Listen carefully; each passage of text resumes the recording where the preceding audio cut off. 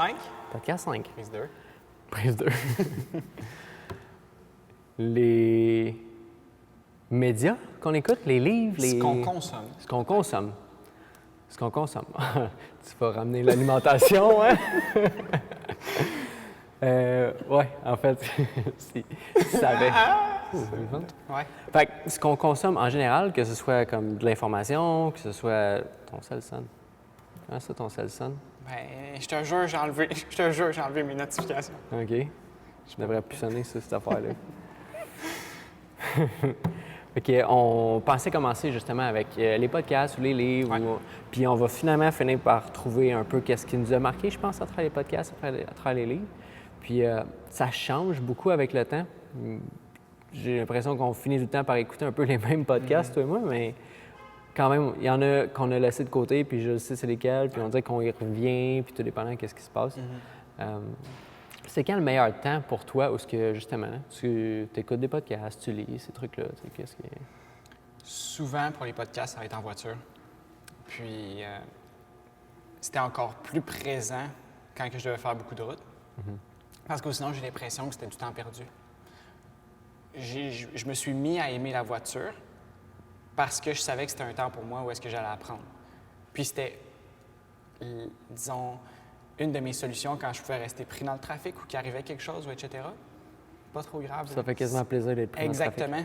Comme tu voyais tout le monde qui était fâché dans leur voiture, quand j'étais comme, OK. Tu sais, Plus de podcasts. Plus de podcasts, puis plus d'apprentissage, plus de... Tu sais, on est une moyenne, tu sais, des 5 personnes qui sont le plus près de nous. Puis on en parlait beaucoup. OK. On en parlait beaucoup, comme quoi que les 5 personnes avec qui on était le plus, c'était souvent des personnes qu'on n'avait jamais rencontrées, mais qu'on avait tout le temps dans nos oreilles. Fait que ce qui vient des fois, pour nous, entendre des choses, fait comme, ben ouais, c'est normal, tout le monde fait ça. Puis finalement, se rendre compte que c'est pas du tout le monde Personne qui fait ça. fait ça. Ouais. Puis parce que nous, on jase ensemble, puis ce que je trouve vraiment le fun, qu'on recommence à s'entraîner le matin, puis que ce soit vraiment assidu, puis... Parce qu'on a justement ce temps-là où est-ce qu'on peut échanger ensemble sur des sujets qui, des fois, sont plus, peut-être, délicats à aborder avec d'autres gens. Peut-être des fois la connexion aussi qui n'est pas nécessairement super présente. Puis je trouve que ces gens-là nous challengent un peu. Oui. Ouais, je pense qu'on est rendu à un point dans notre relation, toi et moi, où je vais te dire quelque chose puis tu vas comprendre totalement qu'est-ce que je veux dire, même avant que je l'aie dit. Ou pas besoin de passer par 1000 chemins, juste faire « Hey, ça, là, ça gosse. » Ouais, c'est fâchant. Fait que, on comprend vite ça. Pour revenir aux 5 personnes, justement, qui nous entourent, ces trucs-là, c'est somme toute d'avoir des mentors. C'est des gens qu'on a confiance à, qui s'exposent assez pour qu'on voit qu'ils vivent vraiment qu'est-ce qu'ils disent. Parce que c'est cool de, justement, être inspiré par quelqu'un. Je pense que de nos jours, c'est encore plus facile, justement, de voir si quelqu'un ment sur ses pratiques ou quoi que ce soit. Ça serait tellement exposé. On est tellement exposé à ce qu'on dit sur Facebook, sur Internet. Le podcast, l'image que les gens vont avoir de nous, c'est 100% qui on va être. Puis c'est ça que j'aime vraiment avec les podcasts. Je sais pas. C'est nous autres aussi qui décident en même temps qu'est-ce qu'on met là-dessus. T'sais. C'est une image un peu qu'on va comme proprement décider ce qu'on met là-dessus. Ouais, mais en même temps, je m'imagine qu'au bout de 600 épisodes, je peux pas ne pas être moi-même tout ce temps-là. Ouais, ça va paraître un moment donné. donné. Pas nécessairement de ces gens-là. Parler de quel genre? Oui, j'ai tout de suite pensé aux gens qui pouvaient publier juste les bons côtés de leur vie sur Facebook. Ça, ouais, ça, certain. J'étais pas là, OK. Ouais, ça, c'est à petite échelle, je trouve. Ouais. Mais comme quand on choisit de s'exposer comme ça puis s'exposer à la critique, ben nous, je pense qu'on est juste ici pour donner ce qu'on a donné, comme élever un peu peut-être la conversation, parce que somme toute, c'est ça qu'on a l'impression de faire, puis je pense que c'est ça qu'on aime quand que nous, on écoute des podcasts, c'est qu'on a l'impression d'être avec ces gens-là puis participer à une conversation où ce qu'on n'est pas nécessairement le plus intelligent de la place. Ouais. Puis de s'exposer à des idées auxquelles on ne s'expose pas au quotidien, puis souvent des idées qui challengent un peu notre opinion aussi. De dire « Ah, j'avais pas vu ça comme ça. » ou Ça se fait, ça? Oui. Ça se fait, ces choses-là, puis on se rend compte que plus qu'on s'expose à des idées comme ça, plus que nos idées changent à nous aussi, puis on a envie de justement continuer d'évoluer, puis pas rester dans notre petit monde où ce que les seules discussions qu'on a, c'est un peu les potins de job, les potins du quartier, la ville, parler du beau temps. C'est des discussions que j'ai vraiment de la difficulté à avoir maintenant, de parler de rien. Rester là, Ouais. juste Ouais. jamais aller en profondeur. Non, exact. Puis je pense que c'est ça que les podcasts peuvent apporter. Puis on pourrait peut-être, je sais pas qui est-ce que tu écoutes le plus ces temps-ci? Comme... J'écoute de ce temps-ci des livres, Oui. mais au niveau des podcasts, c'est souvent Ça peut être un livre aussi. London Real, qui, lui, se spécialise dans des podcasts un petit peu de longue durée. Mhm. Puis, peu importe qui que t'es, mais que tu domines dans ton secteur, ben il va vouloir échanger avec toi, puis... C'est en anglais. ouais. C'est en anglais. Puis des fois, je trouve qu'on se limite aussi par la langue. Tu sais, ce qui est le fun avec les podcasts, en fait, c'est que tu peux choisir la vitesse à laquelle tu as envie de l'écouter. Tu peux choisir mettre une vitesse qui est à moitié plus lente que la vitesse normale. Tu peux choisir la vitesse normale, 1.5, puis 2 fois la vitesse normale. Fait que moi, je suis rendu à un point où c'est 1.5 ou 2, tout dépendant qui est-ce qui parle, parce que tu t'habitues à ça. Puis tu es capable de comme Ça vraiment prend pas de temps. absorber de l'information, comme ça parle plus vite, mais maintenant, quand j'y mets à leur vitesse normale, je dis, wow, c'est lent, là. Ça rentre pas. Là. Mais je pense que tu sais, la langue, c'est une autre bonne façon d'apprendre, mettons, à parler anglais. Ou est-ce que tu dis, ah non, tu sais, j'écoute pas ça, c'est en anglais. Là, tu te limites encore. Puis je pense qu'on se limite vraiment beaucoup avec la langue. Le Puis même monde, moi, que maintenant. je pense que j'ai un anglais décent, mais à quel point je me limitais juste parce qu'il n'était pas parfait. Puis on m'a fait réaliser que l'important, c'est que le message passe. Là. Puis quand même qu'il ne passe pas à la perfection, tu sais, l'essence de ce que tu veux dire est là.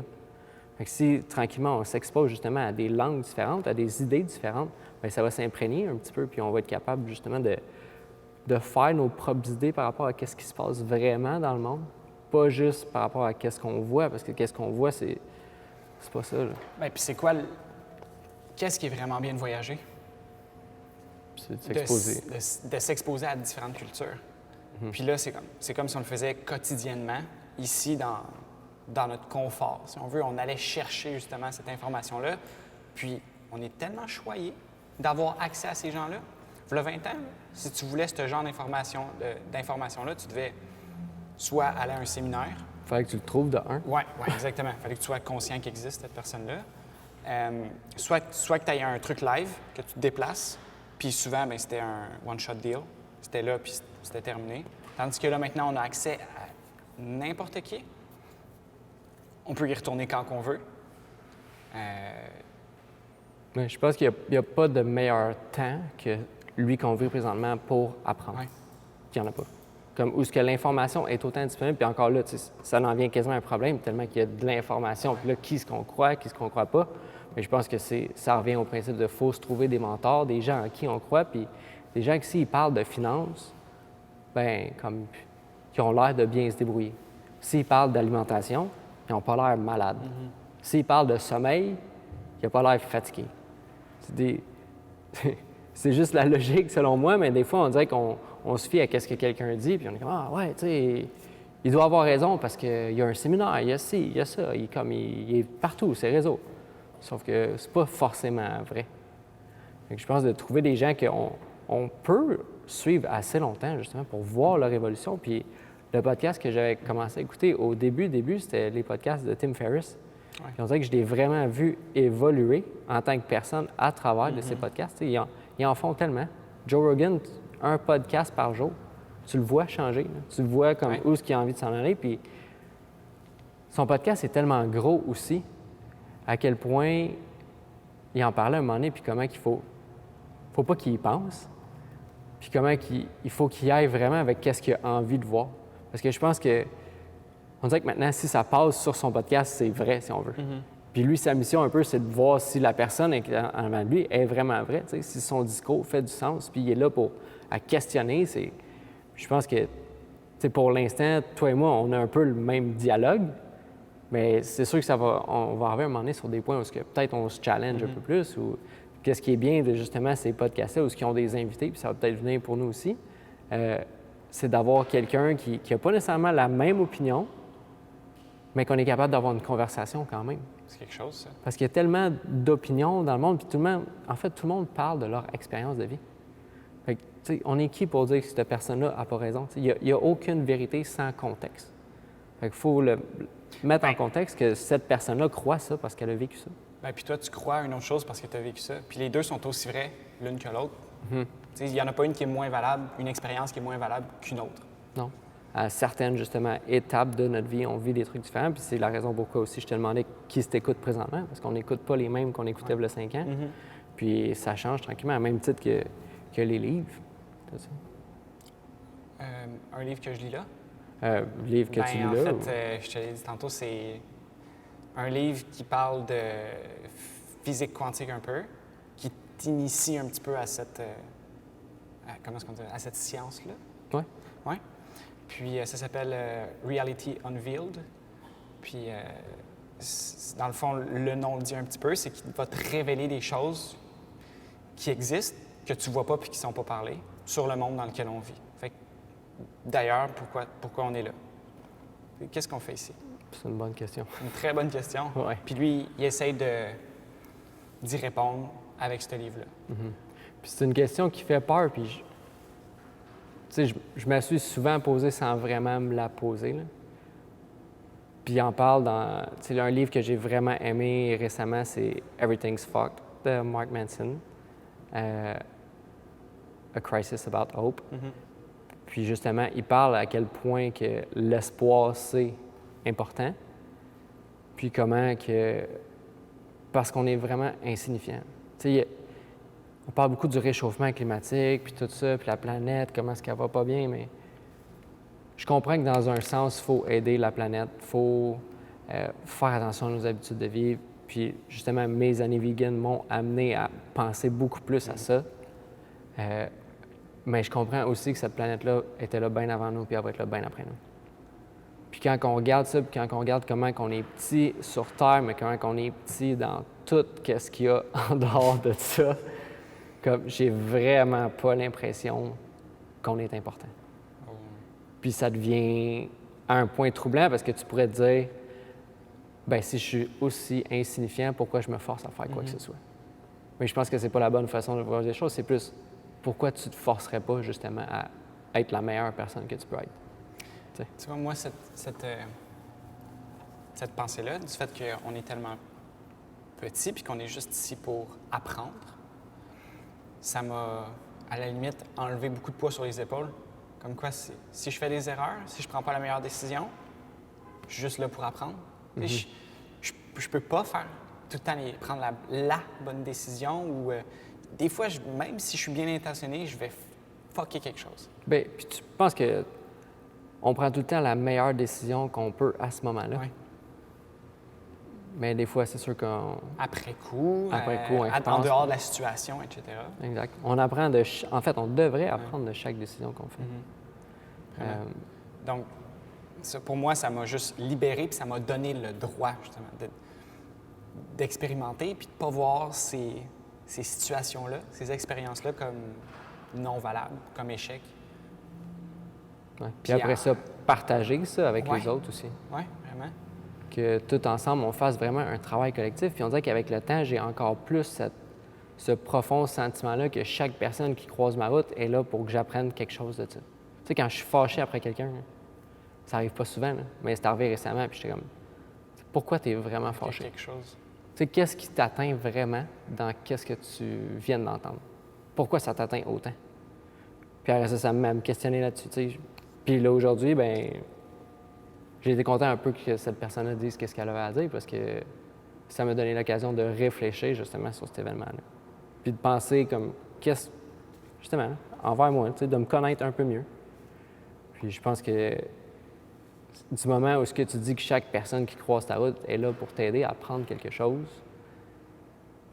des fois, ça me fait un peu capoter parce que je me dis qu'on est dans une simulation et tout le monde est là comme pour me faire apprendre des trucs, là. Sauf que... Peut-être ça. Ouais, arrête. Non, mais c'est peut-être ça aussi. Ouais. Puis, qu'est-ce qui est drôle aussi dans cette théorie-là, justement, c'est que on a plus de chances d'être dans une simulation que pas. avec tout ce qu'on sait, là, on dirait que je sais pas comment ils ont déterminé ça, là, mais ils disaient qu'on avait encore plus de chances d'être dans une simulation que de ne pas l'être. Puis dans un sens, tu sais, ça ferait du sens. Ça ferait du sens, puis on dirait que les derniers podcasts que j'écoutais aussi, il y en a une couple qui parlait de ça, mais aussi qui parlait à quel point la vie, c'était comme un jeu. Puis du moment où tu vois ça comme ça, que tu fais des erreurs, que tu traverses certains niveaux, tu traverses certains obstacles, puis là, tu te rends au niveau d'après, puis au niveau d'après, tu as une autre leçon. Je pense qu'on dirait que tu continues à avancer. Tu sais, quand tu joues à un jeu vidéo, tu n'es pas comme « Ah, ce tableau-là est trop tough, je le passe pas ». Ben non, tu y retournes tout le temps. Tu recommences. Jusqu'à temps que tu perdes toutes tes vies. Puis après ça, tu recommences. Puis tu recommences, jusqu'à temps que tu le passes. Tu sais, il y a quelque chose dans les jeux vidéo, puis je pense que si on pourrait voir notre vie un peu plus comme ça, on serait plus porté justement à dire « OK, ça, cette roche-là, je la tasse. C'est un obstacle. C'est ça, je saute par-dessus. Oh, ça, je touche pas à ça. Mais tu vas les reconnaître, ces obstacles-là aussi. Exact. On dirait que je me trouve un peu fou de penser que la vie, c'est une genre simulation ou quelque chose de genre, sauf que je me dis, si moi, ça me permet d'avancer puis d'être heureux à tous les jours, je vois pas pourquoi je penserais pas comme ça. Sauf que c'est des trucs que je partage pas nécessairement ouvertement à tout le monde, que nous, on peut en parler. Sauf que là, c'est fait. Mais qu'est-ce qui fait autant peur de penser que, mettons, la vie, ce serait une simulation? Qu'est-ce qui nous... Tu sais, tantôt, tu disais que quand on dit quelque chose puis ça vient de chercher en dedans, il y a quelque chose à aller explorer. Donc, quand on dit que la vie pourrait être une simulation puis pourrait très bien l'être, c'est quoi que ça vient comme toucher? Quelle corde? Mais en fait, c'est que... On dirait que c'est de partager cette information-là. D'en parler ouvertement puis de ne pas passer, mettons, pour un fou, genre.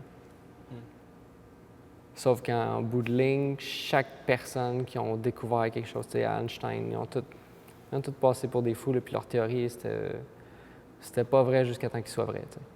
Fait qu'on dirait que c'est plus ça qui, pour ma part, qui est comme, j'ai pas envie de crier sur les toits qu'on vit dans une simulation, parce que de un, on dirait que j'ai pas... Mais t'es pas sûr à 100%. Je suis pas certain à 100%, mais comme ça me dérange pas vraiment de penser ça. Sauf que des fois, je trouve qu'être dans une simulation, j'ai l'impression que ça perd aussi un peu de son essence humaine. Fait que je suis comme en deux. Je ne sais pas comment l'expliquer tant que ça. Mais c'est qu'on a été programmé d'une certaine façon aussi, avec nos sens. C'est le toucher, l'ouïe, les yeux, la parole, le sixième sens, ce qu'on peut ressentir. Puis on voit rien d'autre.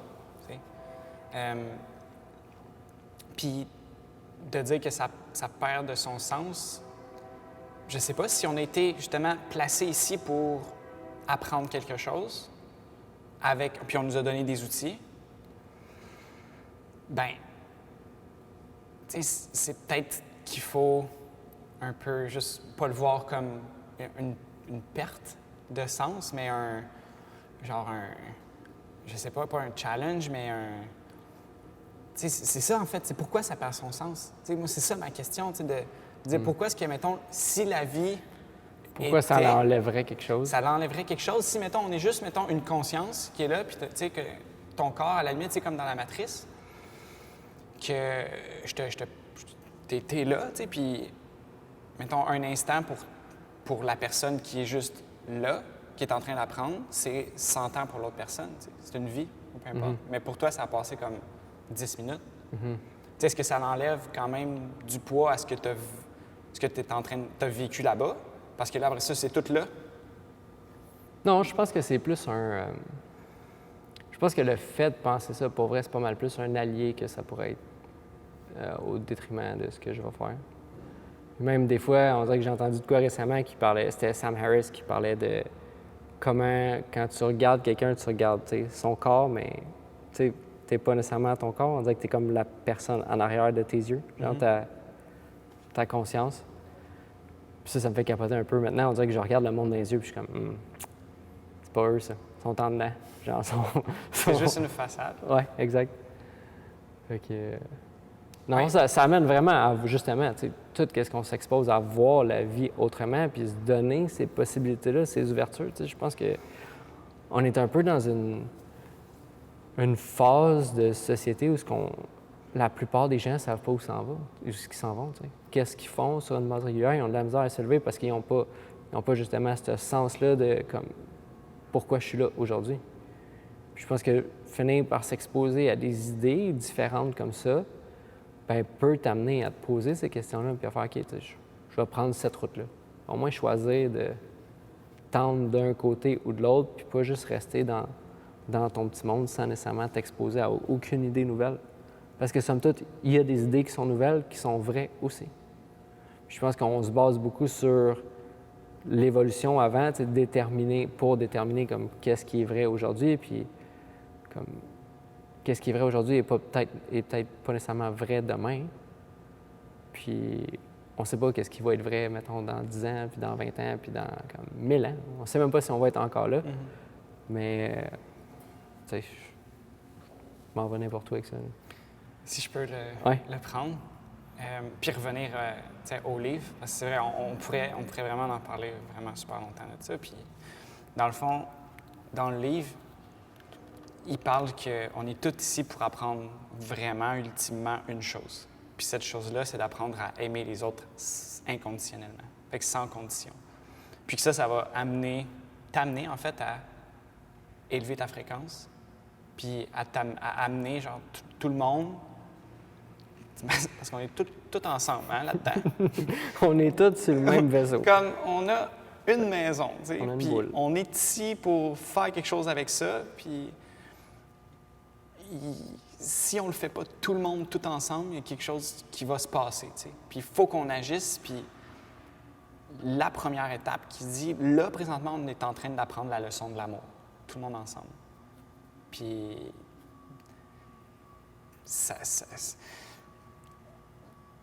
c'est peut-être compliqué à comprendre, tu sais, que même s'il y a une personne qui te fait du tort, bien, tu dois lui pardonner, puis tu dois finalement l'aimer pour ce qu'elle a fait. Parce que peut-être que finalement, elle t'a fait du tort, mais elle t'a appris quelque chose de plus grand. T'sais. Puis toi, tu vas pouvoir changer la vie d'autres personnes. Que de pardonner aux gens, ça leur donne le droit de faire pareil. Que d'aimer quelqu'un sans condition, ça lui donne le droit de faire pareil. Puis je pense qu'une personne qui est capable de voir une autre personne pour ce qu'elle est vraiment, bien, va peut-être en illuminer 150 autres dans sa vie. Oui, je pense qu'on est vraiment... Puis c'est un peu ça que ça m'a amené à faire, mettons, avec mon histoire que j'ai commencé tantôt, tu sais, de faire comme, ouais, cette personne-là a dit ça, elle a pensé ça. Comme, tu sais, j'ai quasiment remercié au fond de moi, là. Ça m'a pris le temps de faire un peu d'introspection, puis voir qu'est-ce qu'il y avait en dedans. Puis après ça, ben je peux partager un peu cette expérience-là. Puis le fait de, tu sais, comme tu disais, là, d'apprendre à, justement, aimer les autres, de faire... peu importe qu'est-ce qui arrive, là. Juste de prendre qu'est-ce qu'ils font. Comme, je pense qu'on est vraiment le reflet, en fait, où les autres sont le reflet de nous. Tu sais, qu'est-ce qui dérange, qu'est-ce qui nous dérange chez quelqu'un, c'est souvent une manie que nous, on a de faire. On est comme, ah, voyons, c'est bien fatigant quand on fait ça. Puis après ça, on se rend compte qu'on le fait tout le temps. Comme, ah, ces gens-là, ils n'arrêtent pas de chialer, hein. Ils chialent tout le temps. Puis qu'est-ce que tu es en train de faire? Bien, tu es en train de chialer toi-même sur ceux qui chialent, tu sais. Fait que c'est pas facile, mais en même temps, ça commence par en étant un peu plus conscient de ce qui se passe dans notre tête. Parce que même si on ne le dit pas à voix haute, des fois, on peut se le dire à nous-mêmes. Puis c'est un dialogue interne, que ce soit externe ou interne. On dit des trucs qui nous aident pas nous, donc qui n'aident pas les autres. Mais ouais, il va falloir que je le lise, ce livre-là. Ouais, puis je le conseille vraiment à tout le monde qui peut, même si tu t'intéresses pas à... Je sais pas où tu n'as jamais lu un livre comme ça, parce que ça shake un peu ta façon de voir la vie. Et puis, ben, c'est bon, là, se faire shaker un peu. Oui, mais c'est ça, mais il y a des gens après ça qui sont pas prêts d'aller là parce qu'ils ont peur après ça de trouver ce qu'ils vont voir, à la limite chez les autres ou chez eux. Puis je pense vraiment plus chez eux. Parce qu'on dirait, après avoir lu un livre comme ça, ben tu peux plus nécessairement voir la vie de la même façon. Puis je pense que c'est bien de te pousser là puis d'aller là. Mais c'est qu'après ça, ça t'ouvre sur un monde. T'es plus comme dans ton petit monde à toi, ou etc. Ouais, Tu as c'est plein signe d'autres choses à aller voir après. que tu évolues en tant que personne, justement. Si ta vision du monde change, c'est que toi aussi, tu as changé quelque part. Puis après ça, tu peux permettre aux autres aussi de faire ce changement-là dans leur vie, tu sais, sans être trop intrusif. On dirait que c'est un peu ça mon défaut. Tu sais, des fois, j'ai une perception des choses. Je suis comme, non, tu sais, c'est le même qu'on devrait faire. Mais comprendre aussi que chaque personne a son propre cheminement. Pas juste se Sa dire, vision du monde. je pense comme ça, fait que cette personne-là pourrait penser comme ça. Puis encore là, les podcasts ou les gens avec qui on tient, mais c'est important d'avoir un groupe que je pense qu'on peut échanger ces idées-là. Puis d'avoir une fois de temps en temps quelqu'un de l'extérieur aussi qui vient, qui challenge le statu quo, pas juste faire comme ah, on est tout le temps d'accord, parce que de nos jours, on peut trouver comme 1000 groupes qui vont être en accord avec ce qu'on dit. Tu as juste à trouver comme pourquoi comme les vegans, c'est vraiment bien pour la planète, puis de l'autre côté, tu peux regarder pourquoi les vegans, c'est vraiment mauvais pour la planète. Puis tu as les deux opinions. Puis les deux côtés sont bons. Puis les deux côtés sont bons. Tu sais, les deux vont dire des trucs vrais, mais on a tellement ce sens-là de chercher une tribu dans laquelle on veut appartenir. Tu sais, on a un fort sentiment d'appartenance qui doit être comblé. Puis des fois, on le trouve, mais dans des cercles qui ne sont pas nécessairement... parce que c'est pas productif pour nous d'être dans ce cercle-là. Tu sais. On fait juste trouver comme un certain sentiment d'appartenance, puis après ça, bon, on milite pour quelque chose qui fait vraiment pas de sens. Fait que, tu sais, il y a vraiment quelque chose de puissant avec un groupe. Puis c'est pour ça, je pense que, on revient au début, là, de s'entourer de... Tu sais, être la somme des 5 personnes que tu es, c'est vraiment vrai. Là. Toutes les idées, si tu prends toutes leurs caractéristiques, là, mettons, ce qu'ils mangent, leur statut financier, statut social, leur rythme de vie, peu importe qu'est-ce qu'ils font, fais une moyenne de tout ça, puis c'est carrément toi. Puis si tu as envie de changer, il faut que tu changes ça. Il faut que tu changes toute ta diète d'informations, si on veut, puis il faut que tu changes aussi les gens avec qui tu t'entoures. Je pense que ça peut être la partie la plus difficile pour les gens, c'est de vraiment changer leur entourage. Si tu peux penser que tout s'écroule autour de toi. Puis souvent, ça vient vraiment proche. Ça peut être les parents là, qui nous mettent des idées dans la tête dès qu'on est jeune, puis dès qu'on dévie un peu de ce qu'ils nous ont enseigné, c'est comme j'aime pas bien ça, mon enfant. T'es bizarre. Ouais. Mais tu sais, comme... C'est pas sécuritaire ou c'est pas ce qu'on m'a appris, etc. Oui. Puis après ça, ben ce qui se passe avec eux, pourquoi eux disent ça, c'est qu'eux, ils se sentent un peu attaqués là-dedans. Ils sont comme, là, pourquoi lui, il change, puis moi, je change pas?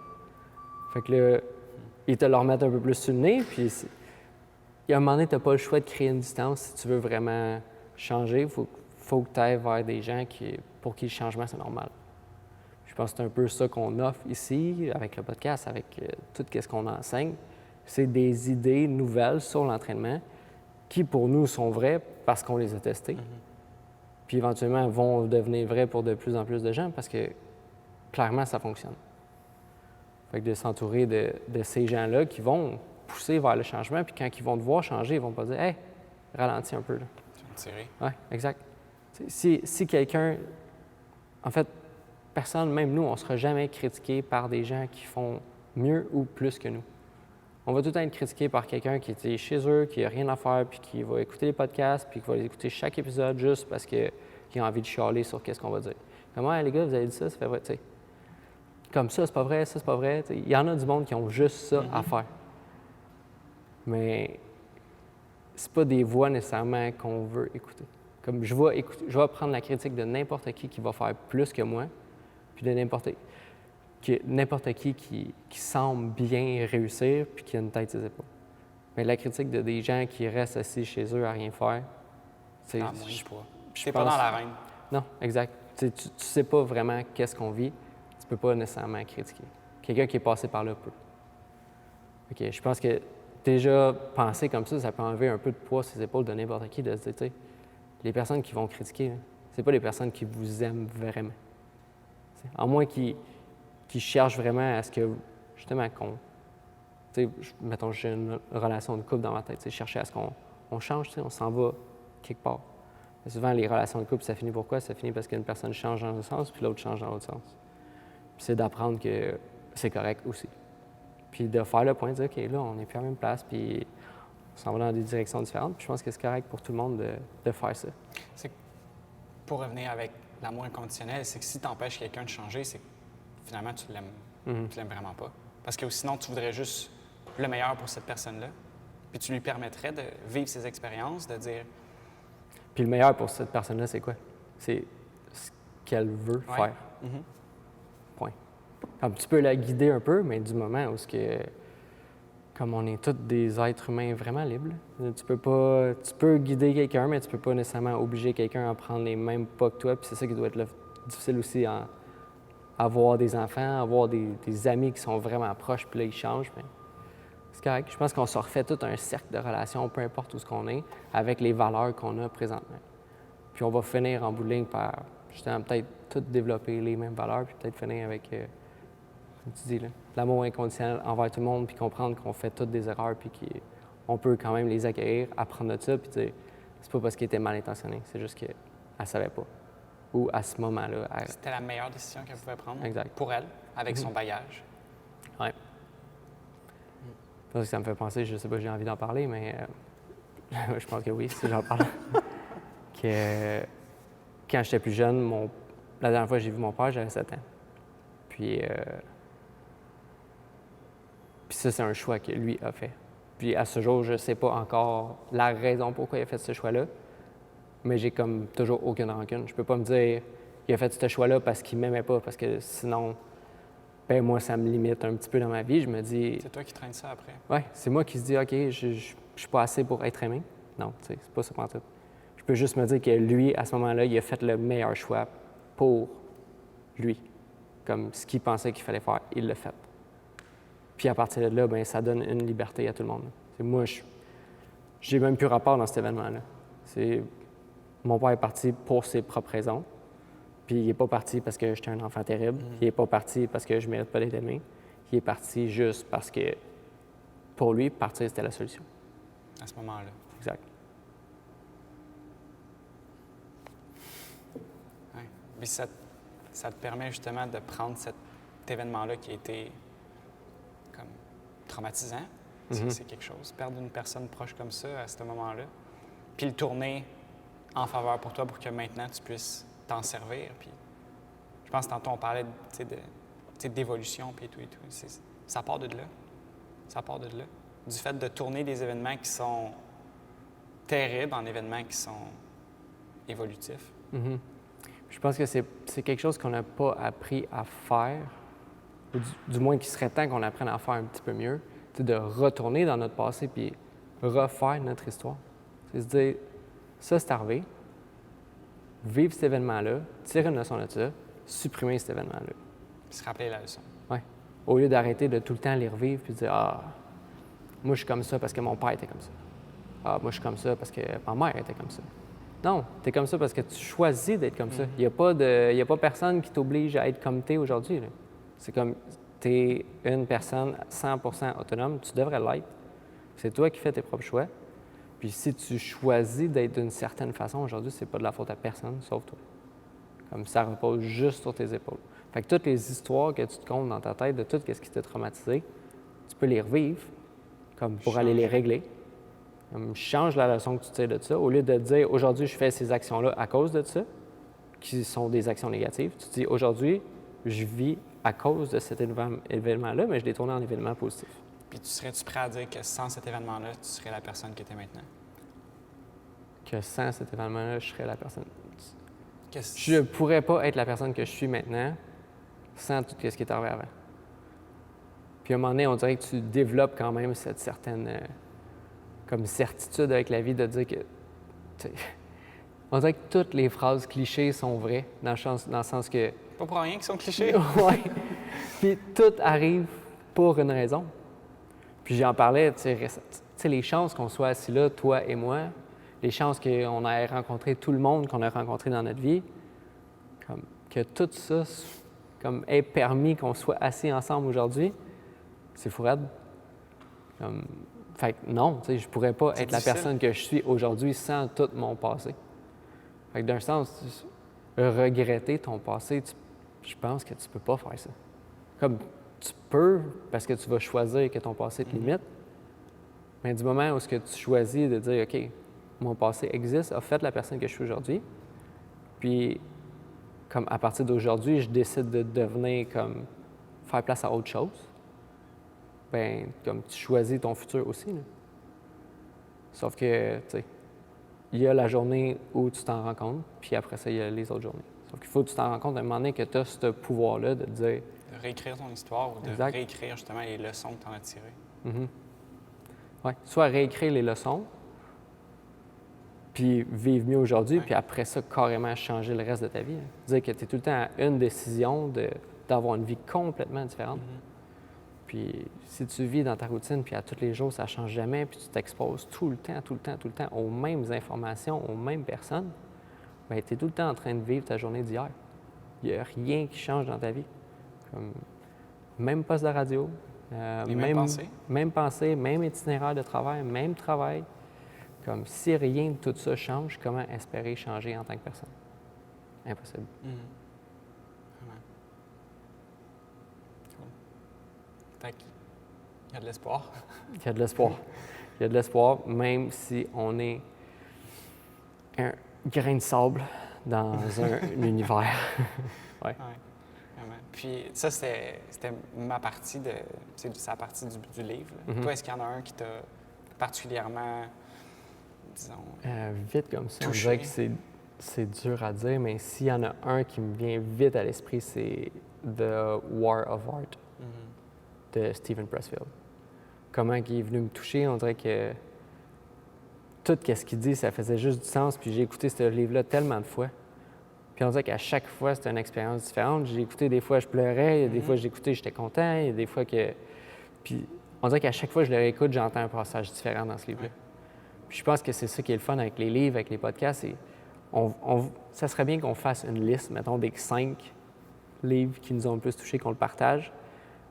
Puis c'est des livres que j'ai envie de revenir à. Parce qu'à chaque fois que tu lis un livre, tu lis pas vraiment le même livre. Comme la citation de... Exact.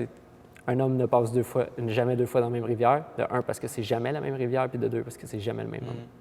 Fait que, on va faire une liste de tout ça, mais ouais, The War of Art, pour n'importe qui a des tendances créatives, je pense, ou entrepreneur, ou juste comme... Juste de faire ce que tu dois faire. Exact. C'est le premier livre que tu m'as recommandé puis que j'ai lu sur Audible. Ouais. C'est de l'art, là. Je l'ai lu, je pense, ou écouté 50 fois peut-être. Ouais. Puis toutes les leçons sont là. J'ai oublié l'histoire, là, mais tu sais, quand on parlait tantôt, tout est là. Puis d'y revenir souvent, comme tu disais, pourquoi on cherche toujours, il y a un nouveau livre qui vient de sortir, mais comme c'est de l'information qui était là avant. J'ai vraiment l'impression que... C'est sûr qu'une fois de temps en temps, il y a quelque chose qui est reformulé dans différents mots, mais j'ai vraiment l'impression que tout ce qui a été dit, en fait, tout ce qui avait à être dit a été dit. On revient souvent aux philosophes stoïques, on lit leurs citations, puis comme je les comprends 3 ans plus tard, je suis comme « Ah, c'est ça que ça voulait dire. » J'ai pas l'impression qu'on a besoin de plus d'informations.